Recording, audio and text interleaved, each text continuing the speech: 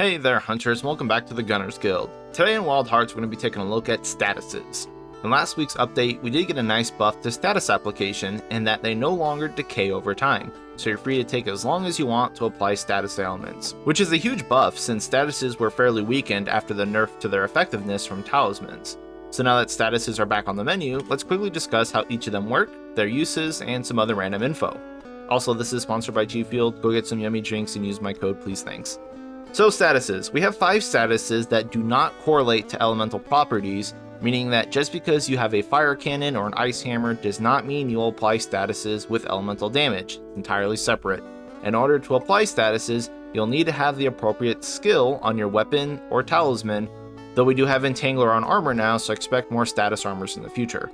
These are what enable the application of statuses. The percent value on the status skill is the percent chance to apply some buildup of the status. It's not a chance to cause the status, because then kimono's resistances and ailments would mean nothing.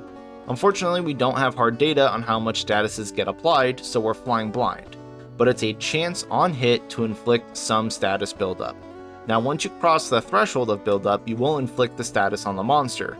Monsters also have some phases where they cannot be statused, and the status will sit at its threshold until the action is complete. An example being if a monster is in a trap or doing its enrage animation, it cannot be statused. So if you were to build up enough status to cross the threshold, instead you're going to be sitting at 1 under the threshold until the animation is complete. So you can cross that threshold and apply the status once the animation is over. Trust me, it's good information to know. It'll save your life. Trust me. So what do each of these statuses do when applied? That's the real info, right? So let's go down the list. But do note, we do not have hard numbers for anything. Data mines of this game are not around, so we're just guessing and estimating. Anyway, Poison applies a short 10-second dot that deals fixed damage. We estimate a percent of their current HP, like 10%, so 1% HP per second for 10 seconds, which is really good. If you've used Poison on things like Soulstalker or Laharback, you definitely notice the kill time differences. Poison is very strong, and even if a monster is like 3-star weak to poison, I recommend getting Poison on your weapons. Poison is also really easy to obtain now, since we can buff the crow weapons to be of suitable raw, so they're looking pretty tasty right now since they usually come with 10% poison application. Next, we have Ignites. When you build up Ignites, the monster will catch on fire and roll it off for about 5 seconds. This acts like a pseudo stun. The real value of Ignites comes from how easy it is to apply and how often you can apply them. Against even things like Onyx Shard, who has a 1-star weakness to Ignites, I still managed to get 2 burns off in a fight. Granted, the fight took much longer than it should have because I was using a fire cannon, but still, with a 10% chance on hit against a 1-star weakness monster, 2 Ignites. Most other monsters like Spectral Toontail or Murakumo will often get ignited 2 or 3 times in a fight as well. This adds up to a lot of downtime for the burns. Now with the extra talisman points we have to play with, Inferno Blow from Laharback is looking way more enticing, as it makes it even easier to apply Ignites, as well as giving us extra damage against an ignited kimono, so keep that in mind when you're planning your fire builds. Then we have Sleep. Sleep works exactly as it does in Monster Hunter. When you build up enough sleep, the monster will fall asleep and doze off for a little while. Not really sure how long, but it's at least 10 seconds. During this time, the next source of damage against a sleeping monster will do double damage. So while Sleep probably isn't a good idea for every weapon, in fact it's probably only good for like Staff, Nadachi, and Hammer, you can still make good use of Sleep in groups because it will act as another pseudo stun that will take aggro off everybody for a few seconds while the monster is doing the sleep animation. And then you can be applying that build up while other people are also applying like Ignites and other statuses, so it's still effective in its own right. And then there's Freeze. Freeze lasts about 10 seconds, and you'll see like little snowflakes and such falling off the monster during this time.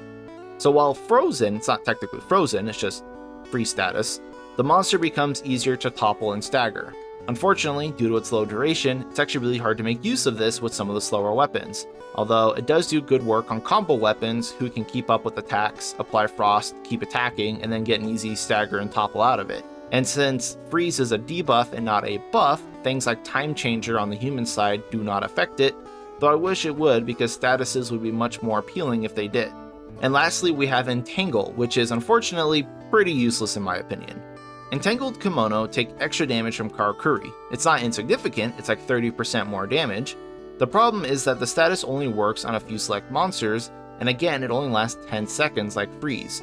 So you have to see the leaves falling off the monster to know that it's technically entangled, and then immediately make something like a harpoon or a celestial cannon to try and take advantage of it. And those don't exactly build or fire instantly either, so you really have only about a 6-second window to use the Karakuri before the status falls off, which is really bad in my opinion. Because you also have to make sure you have enough thread to make use of it, so you're also having to hold on to your thread until you see the little leaves fall, rather than be effective and use your Karakuri for more offensive things. You're just kind of sitting on them for a little while. I don't particularly like it. I would love it if it lasted longer, but right now, not a fan of Entangle. So there are your statuses and how they work. I personally only really like to use Poison and Ignites, but they all have their uses. I wish things like Freeze and Entangle lasted a bit longer to make them better, but maybe we'll get that in an update at some point. Please do remember that you can have multiple statuses on your weapons with talismans, armor, and weapon skills, so you can be applying a lot of statuses if you build for it. Statuses are strong when used properly. That's going to be it for me though. Thank you all for watching, and thank you to my Patreon members, much appreciated as always. If anyone wants to talk shop about Wild Hearts or gaming in general, because I tend to bounce around a lot, feel free to join my Discord in the description below. But yeah, thanks and good luck out there, hunters. Peace.